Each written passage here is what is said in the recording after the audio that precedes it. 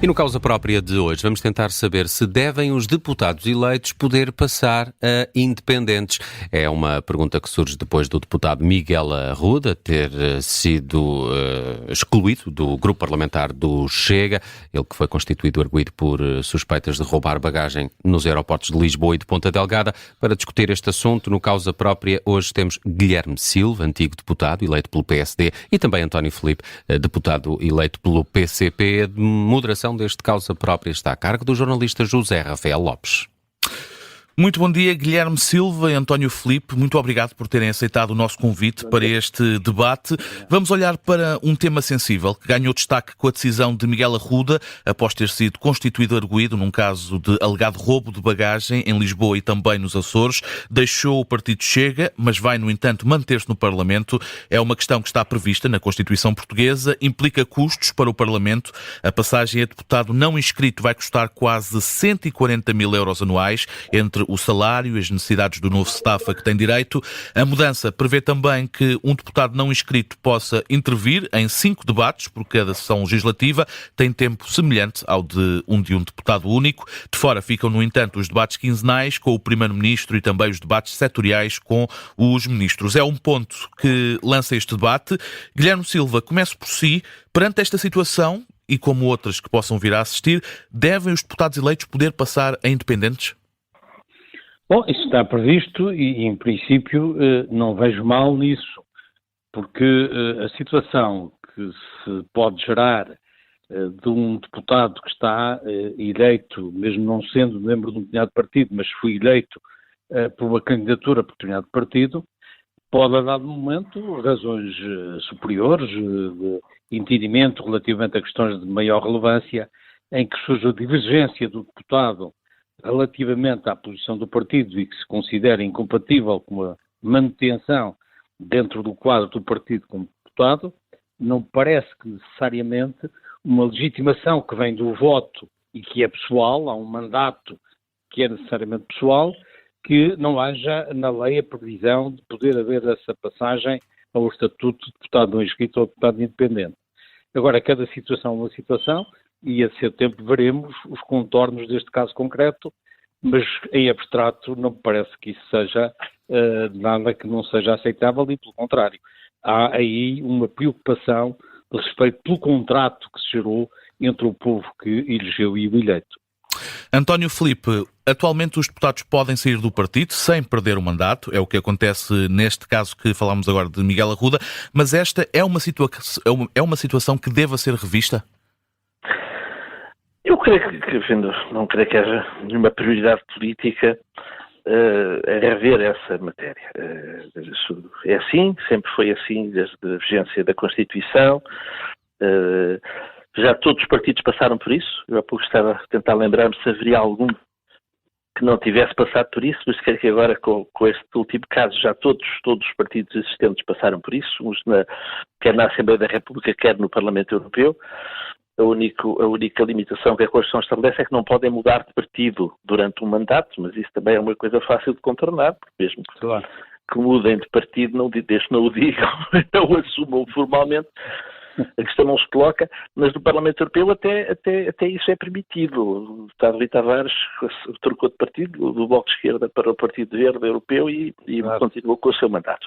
Mas, agora, se é assim do ponto de vista formal e constitucional, eu creio que há aqui também uma questão de ética política que deve ser suscitada, porque, vamos ver, porque as listas, a Assembleia da República são listas partidárias, as pessoas concorrem numa lista que integra vários candidatos e que se comprometem a lutar por um programa político, não é?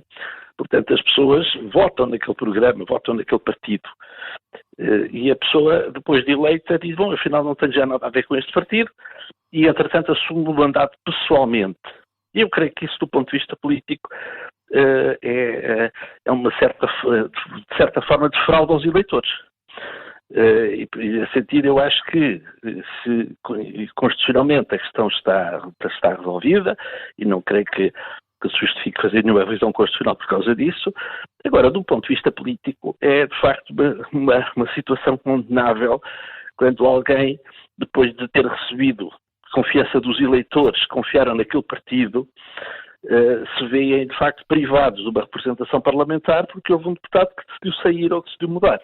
E isso é que, do ponto de vista político, é condenável. E lembro que também já tivemos situações de deputados que, tendo saído do seu partido, muito dignamente entregaram o seu mandato. Foi o caso, designadamente, do antigo deputado José Barros Moura, que era deputado do Parlamento Europeu, saiu do PCP e renunciou ao seu mandato no Parlamento Europeu, onde, aliás, depois voltou por outro partido, voltou para o Partido Socialista, mas já noutro mandato, noutra legislatura.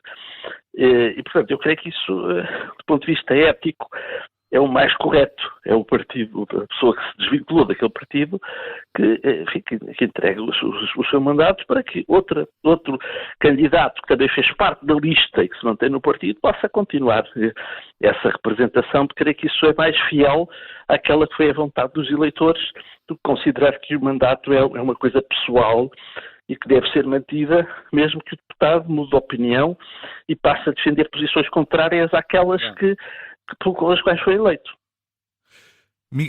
Guilherme Silva, que benefícios é que traz esta liberdade de um deputado poder passar a independente? Deixe-me só acrescentar uma nota aqui à consideração do António Filipe, ainda no domínio ético. E que é assim, eu percebo que um deputado, neste caso concreto, o deputado Miguel Arruda, tem o estatuto, naturalmente, todo e qualquer cidadão, de beneficiar da presunção de inocência. Os finais que nos parecem indiciar com segurança que há efetivamente o crime em causa, mas a justiça, ao contrário da política, em que, como dizia o Salazar, tudo o que parece mal estaríamos que na justiça assim fosse. E, portanto, ele tem todo o direito de se defender e de usar dessa presunção. Agora, tem também deveres de ordem ética, designadamente este.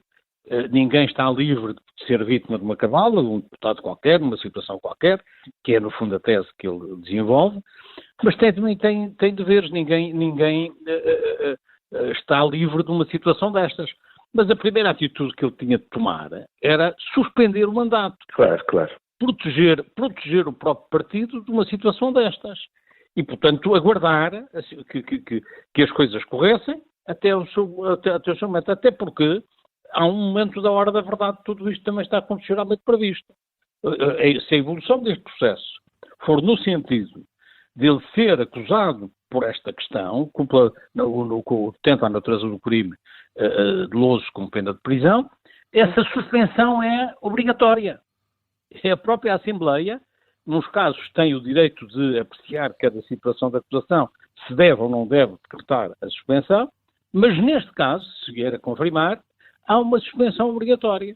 E, portanto, há este ponto que me parece que não pode deixar de ser aqui observado como uma crítica e que o Miguel Arruda não pode subtrair-se a ela. Mas, voltando agora à questão que me estava a colocar, é capaz de me recolocar o problema. Por favor. Quais são os benefícios que traz um deputado poder passar a independente? Bom, a questão tem uma raiz que o António Filipe já, pelo menos onde leva, referiu, que é a legitimação que o voto traz a cada deputado individualmente considerado. Isto é um mandato pessoal, embora a própria a lei eleitoral e a Constituição imponha que as candidaturas sejam por via dos partidos, isto não desliga nem apaga este elo pessoal do deputado em si mesmo com os eleitores. E, portanto, essa solução sucedânea que a lei prevê, e não prevê, obviamente, para dar aqui um fogo a um eventual criminoso, não é para isso que a lei está prevista. Isto está pensado no quadro de divergências políticas que possa, de opinião, de tal maneira relevantes, que o deputado passou a ter uma incompatibilidade com o pensamento daquele partido em que, ao abrigo do qual, independentemente de ser filiado ou não, pode também fazê-lo ter feito uma candidatura que não fosse por filiação, não sendo filiado do partido, mas patrocinada pelo partido. Nestas circunstâncias é que tinha sentido que houvesse podia haver que se percebesse isto. Agora, não sendo este o quadro, sendo uma situação que, obviamente, não podemos ultrapassar aqui princípios, e a presunção de inocência põe-se para todos, sejam políticos, não sejam políticos, sejam deputados, não sejam deputados. Os finais, infelizmente, são muito carregados relativamente à eventual culpa dele. Aliás, até não se percebe como é que alguém se mete numa coisa destas, sabendo que há uma videovigilância nestas instituições, nestas estruturas aeroportuárias, como não podia deixar de ser. Estamos todos espantados. Agora, Mas, não há Guilherme nenhuma Silva, razão de fundo, não há nenhuma razão de fundo que impeça que o deputado possa ter esta opção, e ela está constitucionalmente prevista e está legalmente regulada. Mas não está, de certa forma... Se há um abuso e uma subversão neste caso concreto, os sinais são todos, infelizmente, nesse sentido. Mas não está, de certa forma, a quebrar com a vontade dos eleitores que elegeram esse deputado para representar um partido? Há um grau primeiro nessa relação com o eleitorado.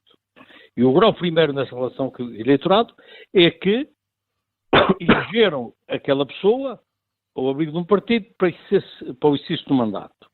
E o mandato tem, apesar de enquadrado nesta linha partidária, tem uma independência, ou deve ter uma independência tal, nesta ideia de que o deputado fará tudo para a defesa dos eleitores que o elegeram, que pode passar por essa colisão com o partido ao abrigo do qual foi efetivamente candidato. E, portanto, nós estamos agora num caso concreto em que as razões aparentemente não são nobres para usar este expediente legal, mas as intenções do legislador são intenções nobres. Nobres são intenções de valorização do mandato e de respeito por aquilo que é esta relação sagrada entre o deputado e os eleitores por via do voto que o elegeram. E isto é uma questão essencial ao funcionamento dos parlamentos em democracia. António, se me permite, eu acho que este caso tem aqui uma diferença em relação a outros. É que já houve outras situações em que houve deputados que foram acusados da prática que tiveram contra si, processos criminais.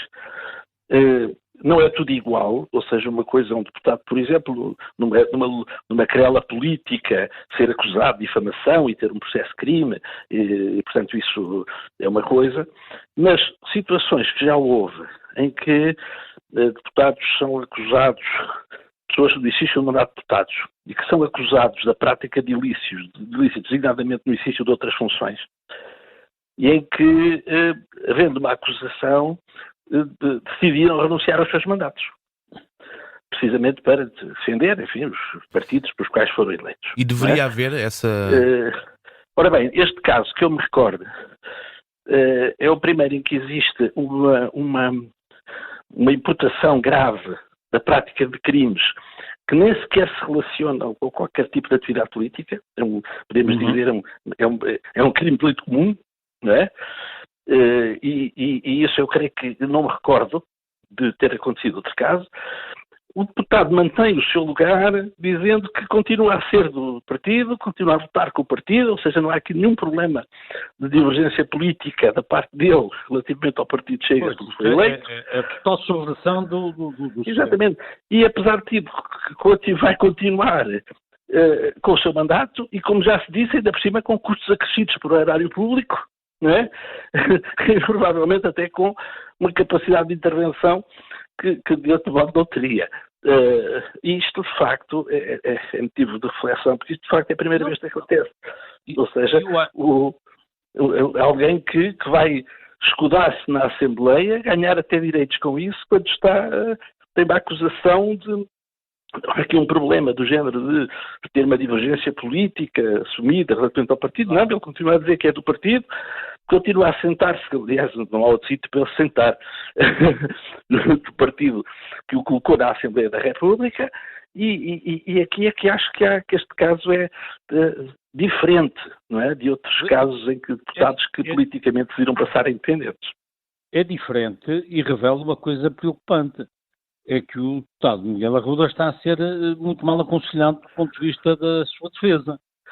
Porque ter este tipo de comportamento, que é, no fundo, eu quero continuar a ganhar como deputado, até vou ganhar mais, é um retrato de personalidade para alguém que corre o risco de ser julgado, que não vai ajudar na apreciação judicial da sua personalidade. É que às tantas, ainda acabamos por concluir que só por via de alguma medida de coação determinada pela Justiça é que ele vai à Assembleia da República, não é? Isto é absolutamente, digamos, suicida do ponto de vista já da defesa dele enquanto potencial arguido num caso destes.